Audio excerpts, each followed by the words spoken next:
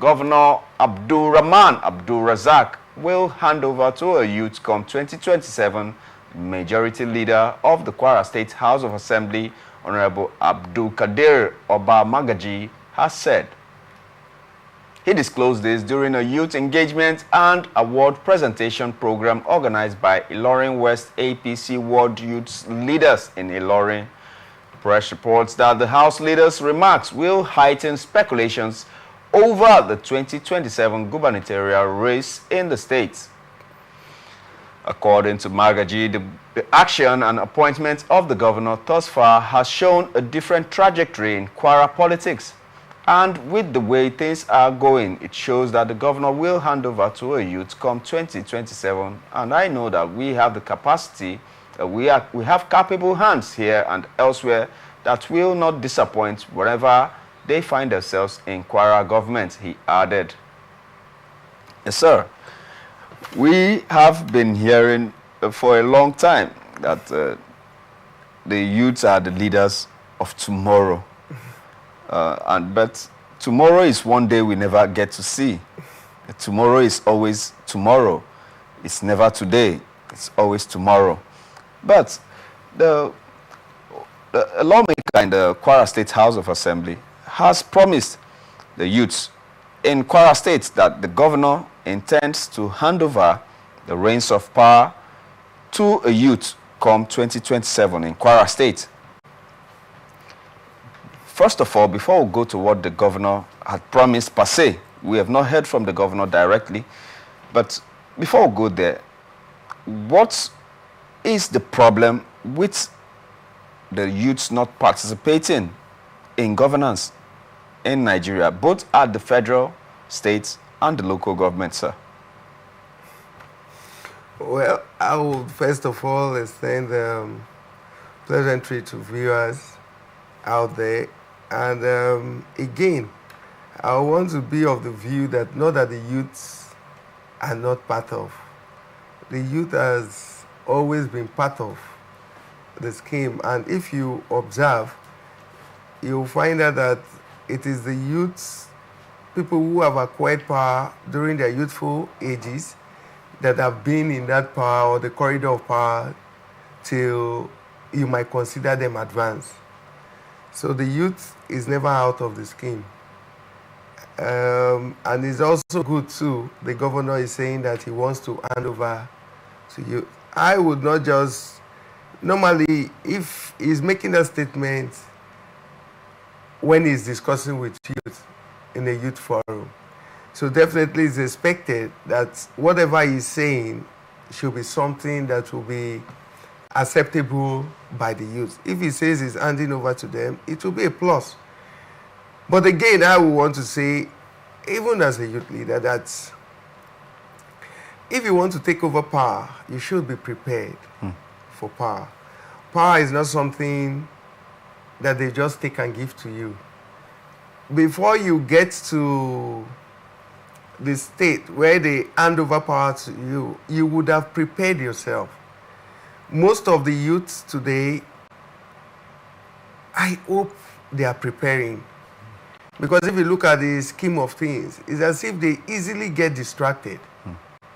Attentions, you know, they come up with things that you might consider not being focused.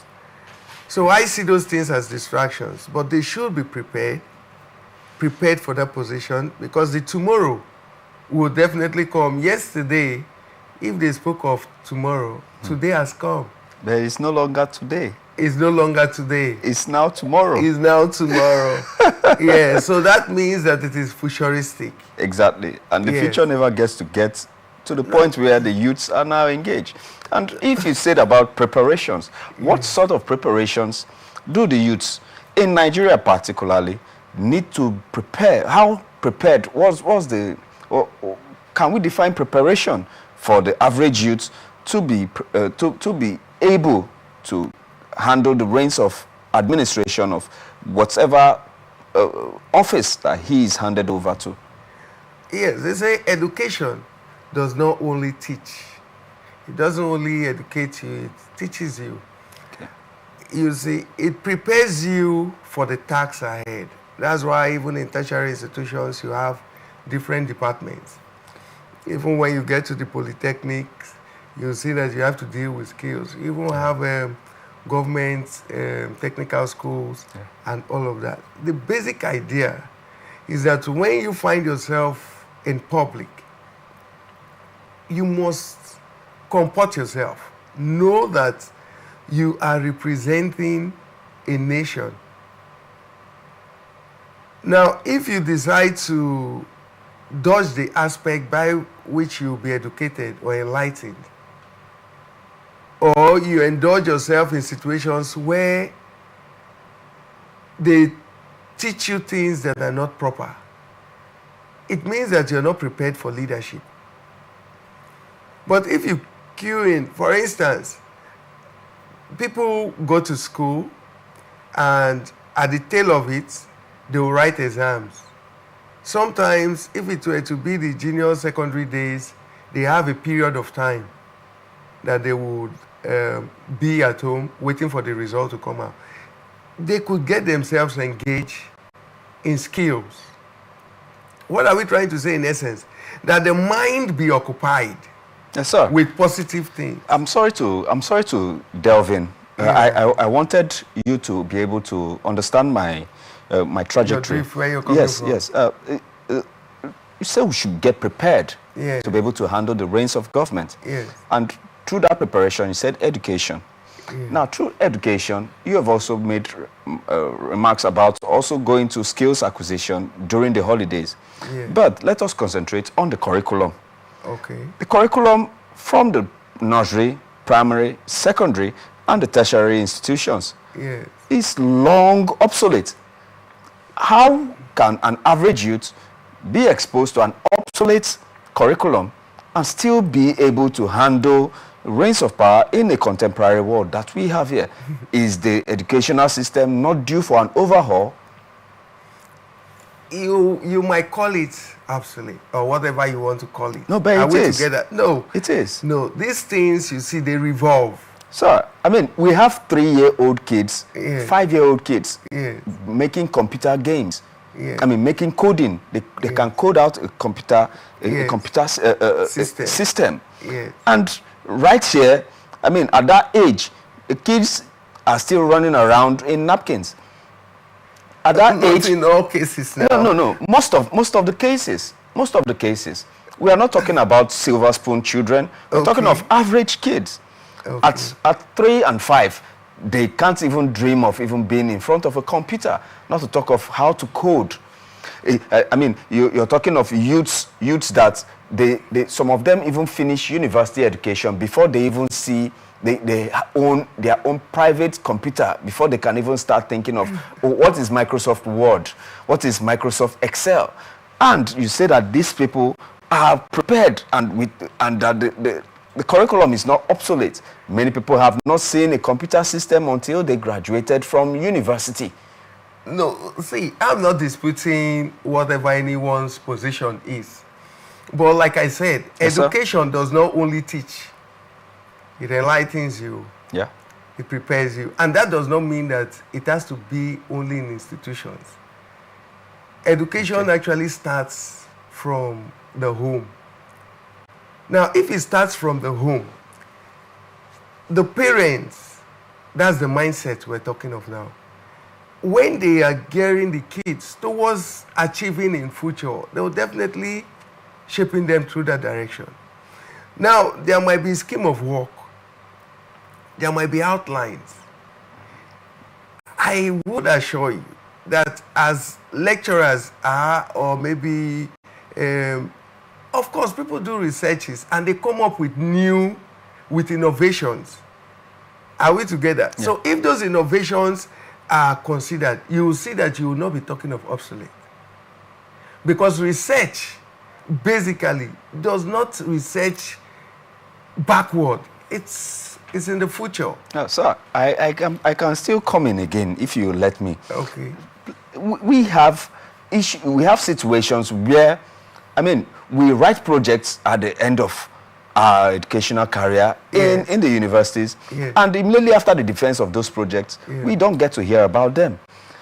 I mean, we have lecturers and deans and men of the intelligentsia that go ahead to do researches, and after those researches, the state government, the federal government never gets to use them. Thirdly, we also have political parties that have 60-year-olds as the youth leaders. Where is the space for the youth in all these dire circumstances, sir? We're saying the same thing from different outlets. Okay, sir. Are we together? Yeah, yeah. Like I said, I don't really look at issues. I set my eyes on solutions. Okay. Now, if you did your project at your final year, they did not just carry project and give to you at your final year. You started from year one. They started preparing you. That's what I'm saying. Okay. So these preparations, and maybe when you get to year 3, you do your research, methodology, and all of those stuff. Yeah. Now, at the tail of it, that qualifies you. Now, it is left for the individual, back to where I was coming from. Okay. It is left for the individual to be focused. Are we together? Yeah. Now, if in the course of your discipline or maybe while learning in school, you have succeeded in identifying your strengths. Okay. Like in SWOT analysis, where you could be able to identify your weakness and your strength. You know, you look at it and then you build on where it will favor the most. Now, if we look at the educational sector, and maybe we think that what is at the curriculum, it's outdated. Nothing stops it from being updated. Are we together? We have ministry here. We have the Minister for Education. We even have commissioners at the level. In fact, they have junior and senior. So I think in as much as the system is skewed towards helping, it should not be looked at as if no effort is made for individual weaknesses. Now, if as youths, I also want to state that it is not just going to school. Some persons, some youths that I know, they are not, I would not even say they are illiterate. Because like I said, education teaches, it enlightens, it disciplines you, you know, and this could be acquired at any level. Now, some of them might not have acquired degrees or formal education, but within their trade, they are performing. And so, even if the needs to introduce the educational sector, maybe the formal educational sector to them, is how to know how to read and write, and then could be able to put up their proposals and all of those things, which is not out of place. Now, they would not also find it as difficult. Now, within leadership, for you to be a good leader, you must be a good follower. If the leader you're following is not a good leader, you cannot be a good leader. In management, they say leaders are born. You know, in some cases, leaders are made.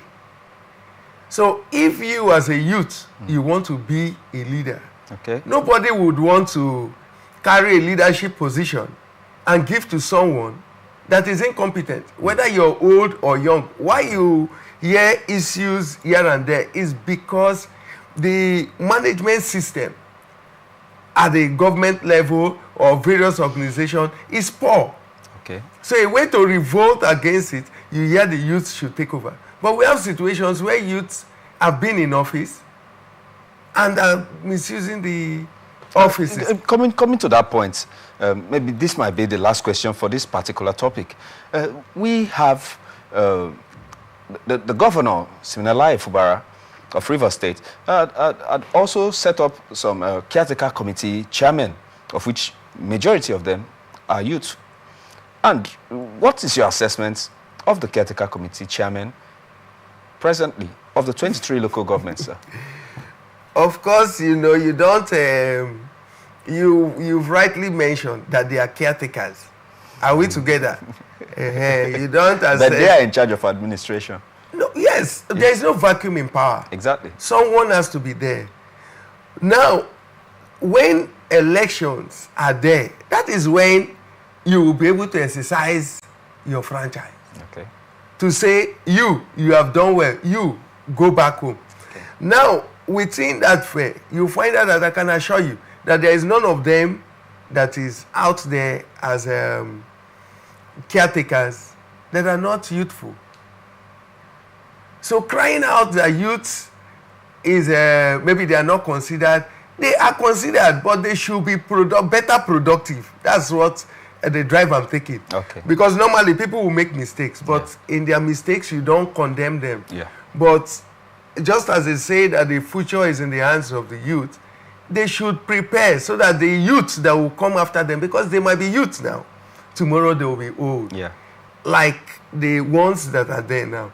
So they should, what we're looking at is how to create a platform where those that are coming could compete favorably with others all over the world. Okay.